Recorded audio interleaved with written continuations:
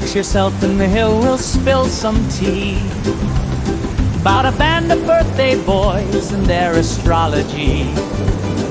A tale of birthday chaos turned into destiny. The favors started hitting us. The salads, yes, the salads, they were tossed. If not for the shade of the gay list queens, the whole troop would be lost. The whole damn troop would be lost. With Willie Doo and Pickard too, then Thirsty Ho and his wife, the upstairs Professor Harchfeld, and Mary Man, here in Willie Dong's land.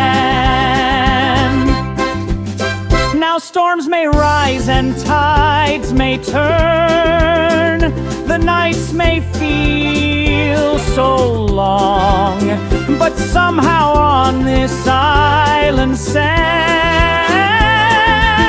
you'll always find Willie Dong. So grab a drink and chill yourself and hum along real strong, 'cause every day's an all-new tale